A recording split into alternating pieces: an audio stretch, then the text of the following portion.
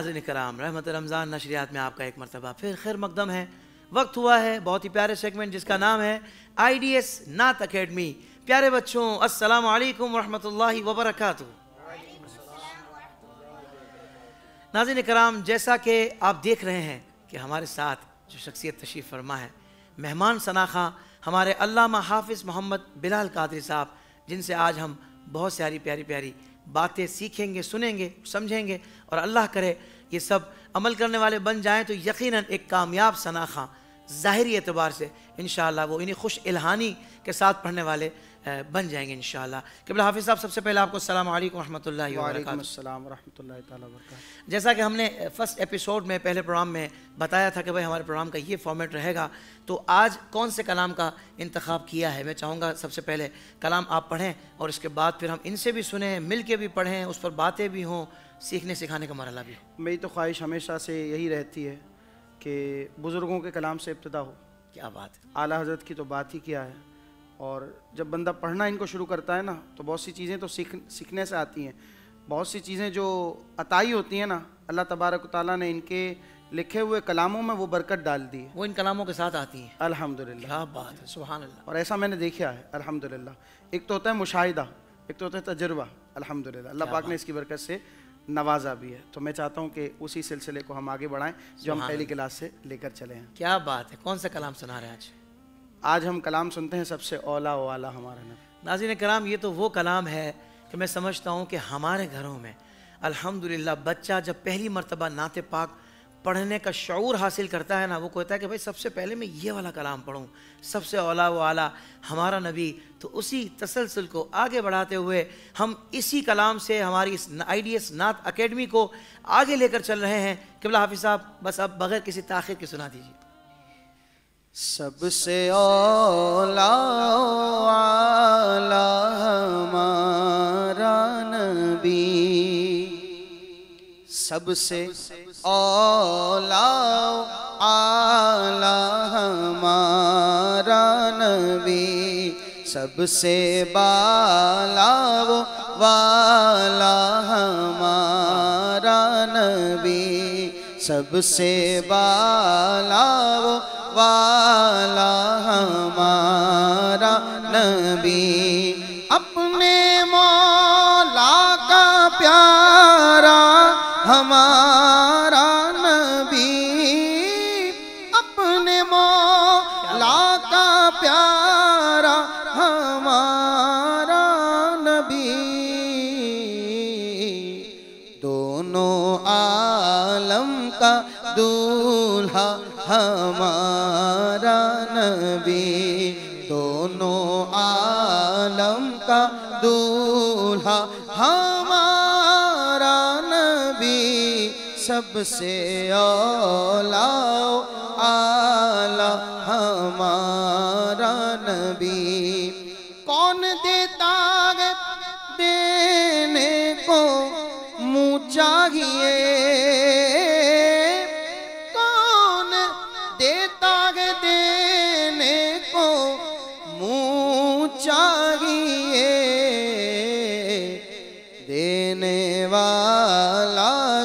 सच्चा हमारा नबी, देने वाला है सच्चा हमारा नबी। सुभान अल्लाह, सुभान अल्लाह। मेरे ख्याल में बच्चों से ही सुनना चाहिए। क्या बात मैं है, कोशिश करूंगा कि एक दो अंतरे हों, फिर उसके बाद मौका दिया जाए बच्चों को, ताकि ज़्यादा से ज़्यादा हम इनसे बिल्कुल बिल्कुल यही अंदाज़ इख्तियार किया जाएगा। नाज़रीन कराम, आप गौर करें, सबसे पहले कलाम का इंतखाब तो इंतहाई शानदार, एक बुज़ुर्ग का कलाम अल्हम्दुलिल्लाह हाफ़िज़ साहब ने पढ़ा, और फिर पढ़ने का लहजा देखें, यानी कि अंदाज़ ये नहीं बता रहा कि ये कोई गायकी करने के लिए या अपने सुरों से मुतासिर करने के लिए लोगों को बैठे हैं, बल्कि खालिस इनका लहजा बता रहा है कि ये अपने आका की मदहो सरा बयान कर रहे हैं।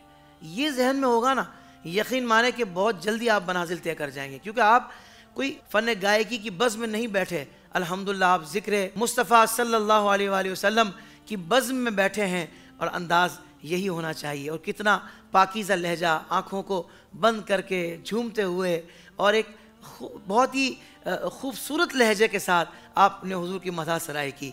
तो ये इब्तदाई तौर पर गुफ्तगू थी, बल्कि इस गुफ्तगू का अगर ततिम्मा बयान किया जाए तो आपके पढ़ने का अंदाज ये बयान कर रहा था कि आपकी नीयत क्या है। लहजा बता रहा होता है कि भाई आपकी चाहत क्या है। असल तो चाहत अल्लाह उसके रसूल की रज़ा ही होनी चाहिए। तो जब भी नाज शरीफ पढ़ें इससे पहले अपनी नीयतों पर ज़रूर गौर कर लिया करें। मैं चाहता हूँ कि हमारे सैयद कासिम से हम सुनते हैं ये कलाम, क्योंकि ये कलाम तो ऐसा है कि आप सबको यकीनन आता होगा, पर देखते हैं कि हमारे सैयद कासिम इस कलाम को किस खूबसूरत लहजे के साथ पढ़ते हैं। कासिम साहब पढ़ें उससे पहले मैं एक और चीज़ में ऐड कर दूँ। आपने जैसे फरमाया कि हम फ़न तो सीखेंगे ही जी, और ये एक मकूला है कि आते आते आ ही जाता है। वाह वाह वाह। लेकिन तैयारी अगर उस चीज़ की हो ना कि जो हमारी बेसिक है, जो हमारी बिगिनिंग है। हमने पहली क्लास में सुना था कि हमारी नीयत क्या होगी, अल्लाह और उसके रसूल की रज़ा का हुसूल। सुभान अल्लाह। और यही सिलसिला इंशाअल्लाह हम नात की हर क्लास में इस बात को बार बार रिपीट करते रहेंगे इंशाअल्लाह कि नीयत हमारी क्या है, अल्लाह और उसकी रज़ा का हुसूल। जब ये फोकस होगा तो इंशाअल्लाह बाकी सारी चीज़ें भी उसके सदक़े मिलती रहेंगी। जिंदाबाद। सबसे औला हमारा नबी, सबसे बाला हो वाला हमारा नबी, सबसे औला हो वाला हमारा नबी, सबसे बाला वाला हमारा नबी, अपने मौला का प्यारा हमारा नबी, अपने मौला का प्यारा हमारा नबी, दोनों आलम का दूल्हा हमारा नबी, दोनों आलम का दूल्हा हमारा नबी, सबसे औला वाला हमारा नबी। सुभान अल्लाह सुभान अल्लाह। भाई कासिम शाह साहब ने बहुत ही खूबसूरत पढ़ा, सब कहते सुभान अल्लाह सुभान अल्लाह।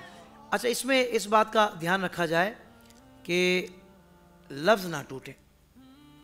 सबसे औला वो आला हमारा नबी, लफ्ज़ों के बीच में सांस ना लें, एक लफ्ज़ मुकम्मल करने के बाद सांस ले लें। ये इस बात का हम सब एहतियात ख्याल करें, ठीक है ना, ताकि वो लफ्ज़ ना टूटे। लफ्ज़ टूट गया तो एक हुस्न में कमी आ जाती है। और दूसरा ये कि कम से कम क्लास में हम इस बात का ख्याल रखें कि जो अस्थाई है, यानी पहला शेर है, उसको एक एक मरतबा पढ़ के हम डायरेक्ट अंतरे पर आ जाएं। अंतरे की पहली लाइन को 2 मरतबा रिपीट करके और फिर दूसरी लाइन को एक ही मरतबा पढ़ के वहीं मुकम्मल कर लें, ताकि दीगर को भी हम मौका दे सकें। हाफिज़ साहब, ये क्लास का माहौल ऐसा है कि जैसे हम किसी मुकाबले में पार्टिसिपेट कर रहे हैं, तो समटाइम ऐसा होता है कि हमें जज किया जा रहा है। जब जज किया जा रहा है तो हमें, आप भी माशाल्लाह कई मुकाबलों में बतौर जज आप शिरकत कर चुके होंगे। आपने देखा होगा कि जब पार्टिसिपेट अंतरा पड़ता है हमें अंदाज़ा हो जाता है कि अब क्या है, हमें अंदाज़ा हो जाता है कि अब ये तिलों में तेल कितना है। तो जैसे ही अंतरा पढ़ेंगे तो अंदाज़ा हो जाएगा। तो अगर ये नात में जितने भी और दोस्त हैं जो आइंदा भी शामिल होंगे, इसको सुना जा रहा है, तो जब आप अंतरा पढ़ते हैं तो क्लियर हो जाता है कि बस आप कहाँ तक पहुँचे हैं और काफ़ी चीज़ें उसमें समझ आ जाती हैं। फिर 2 चीज़ें जो मैंने और नोट की वो भी मैं शामिल करूँगा कि एक तो पढ़ बहुत अच्छा रहे, बहुत मीठा माशाल्लाह, इन्होंने सॉफ्ट ट्यून पे पढ़ रहे हैं माशाल्लाह। लेकिन इसके साथ साथ मज़ीद अगर ये मुंह को खोलते हैं, अदायगी वाला एलिमेंट जो इसमें शामिल हो जाता है, जो हमने पहली क्लास में सारी चीज़ों का थोड़ा थोड़ा इंट्रो दिया था, तो उसमें अगर हम अदायगी को फोकस करें तो अगर आप जितना मुंह को खोल कर पढ़ेंगे, खुल कर जिसको कहते हैं पढ़ना, तो उसमें आपकी अदायगी और इम्प्रूव हो सकती है। तो ये ज़रा एक बेहतर चीज़ इसमें शामिल हो सकती है। बाकी जगह लगाना, ये एक नई चीज़ आज हम इसमें शामिल कर रहे हैं कि जगह लगाना, आगे भी इस पर बात होती रहेगी कि एक लाइन को आपने पढ़ा नॉर्मल जो उसका तर्ज है, लेकिन दूसरी मर्तबा जब उस अंतरे को आपने पढ़ा या अस्थाई को पढ़ा तो उसमें थोड़ी सी तब्दीली आप ले आए। अब वो तब्दीली आवाज़ की तब्दीली नहीं है। बाज़ लोग समझते हैं कि शायद तर्ज तब्दील हुआ है, नहीं। बाज़ समझते हैं स्केल चेंज हुआ है, नहीं।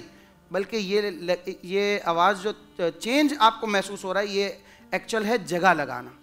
तो इसको ज़रा सा हाफिज़ साहब हो जाए। सुभान अल्लाह। बस ये वही वाली बात है कि एक ही लाइन को एक ही अंदाज में आप दोबारा रिपीट कर रहे हैं ना, इससे बेहतर है कि उसको थोड़ा सा चेंज करके बयान किया जाए तो वो और खूबसूरत हो जाएगी। जैसे मिसाल है, अब सीधा पढ़ा, अपने मौला का प्यारा हमारा नबी, अपने एक आपने नोट ज्यादा लगा दिया, अपने मौला का प्यारा हमारा नबी।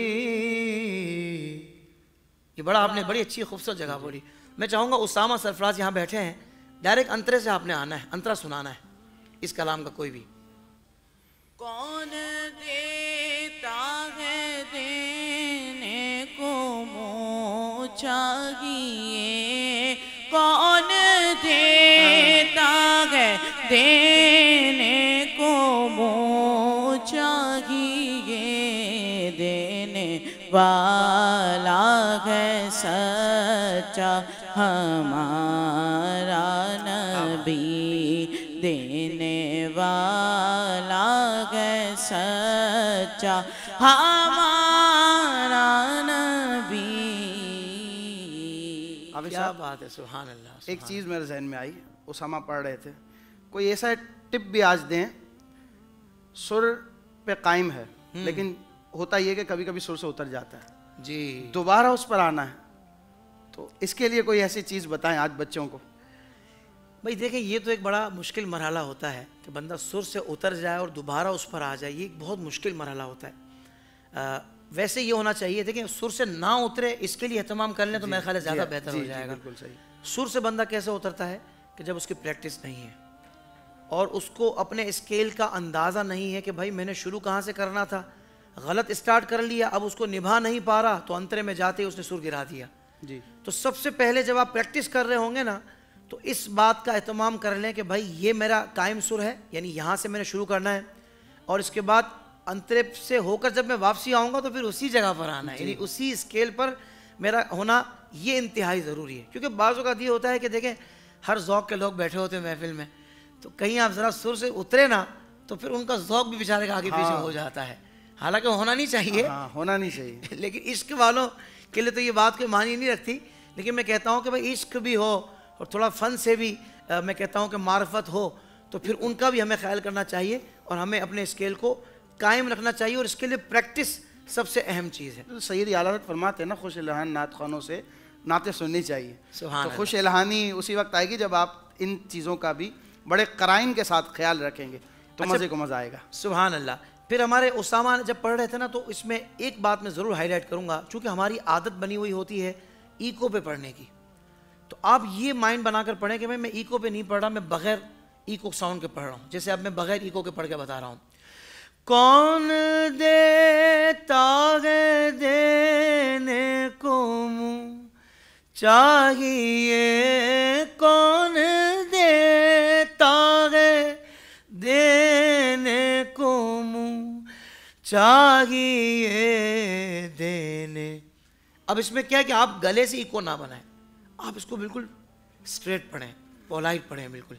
कौन देता है देन, आप इस तरह नहीं पढ़ रहे थे, मैं जनरल बता रहा हूँ कि लोग इस तरह पढ़ते हैं। आप बहुत अच्छा पढ़ रहे थे माशाल्लाह। इसमें हाफिज साहब अगर आज़ाद पढ़ना और रिदम पे पढ़ना, इस पर भी बात हो जाए, आज बात हो जाए इस जी हाँ। सुभान अल्लाह। देखिए वैसे तो हर चीज़ की एक लय होती है, लय, टेम्पो, रिदम, ये सब चीज़ें एक ही हैं कमोबेश, मगर क्या कि कुछ चीज़ें खालिसतन ऐसी रिदम में होती हैं कि जो हर बंदा शामिल हो सकता है, और कुछ कलाम ऐसे होते हैं कि जिनकी लय बड़ी स्लो होती है। जैसे मिसाल है, हुजूर में रीतो सारी बाहर आप से है। अब ये है स्लो कलाम जी, पर लय बरकरार है। लय बरकरार का कैसे पता लगेगा कि भाई आप ये देखें कि किस लफ्ज़ को कितना खींचना है, वो उस लय के मुताबिक होगा। अब आप ऐसे पढ़ रहे हैं, हुजूर मेरी, ये आपने गलत खींच दिया, लय टूट गई। हुजूर मेरी तो सारी, लय बरकरार है। जितनी जगह है उसी। हुजूर मेरी तो सारी बाहर आप से गए। सुभान अल्लाह, सुभान। कलाम सोलो है जी। पर ले इसकी भी बरकरार है। एक ये ले है, एक वो वाली ले है जो हम पढ़ते हैं, हस्बी रब्बी जल्लल्लाह। वो ले हर बंदा समझता है, हर बच्चा समझता है, हर बड़ा समझता है। तो चाहे सोलो कलाम पढ़ें या चलत में कलाम पढ़ें, ले में दोनों का आपको ख्याल रखना पड़ेगा। और ख्याल रखने का पता कैसे चलेगा कि किस लफ्ज़ को कितना खींचना है, इस बात का आपको ख्याल रखना पड़ेगा। याफिर साहब, मैं चाहूँगा इख्तितामी को जुमला बोल दें, फिर हम हमारा नाज़रीन से इजाज़त लेकर अगले सेगमेंट की तरफ बढ़ें। बात चल रही है रिदम की और ले की, तो आपके पास ये दोनों क्वालिटीज़ होनी चाहिए कि जहाँ आप पढ़ रहे हैं, लोग आपको बड़ा संजीदा तबीयत के जो लोग हैं, बड़ा ज़रा शौक़ तबीयत के भी होते हैं, तो वो ज़रा चाहते हैं कि ज़रा हुजूर की मिदत सराई बड़े बुलंद आवाज़ से हो, जज्बे से हो, जोश में हो, जैसे तराने पढ़े जाते हैं, तो उसका एक अपना रिदम है। और कभी सोज वाले कलाम पढ़े जाए ना, तो उसमें इस बात का ख्याल रखा जाए कि ज़रा आज़ाद अंदाज से, बग़ैर रिदम को फॉलो करते हुए, और ले बरकरार रहनी चाहिए जैसे हाफिज़ साहब ने बताया।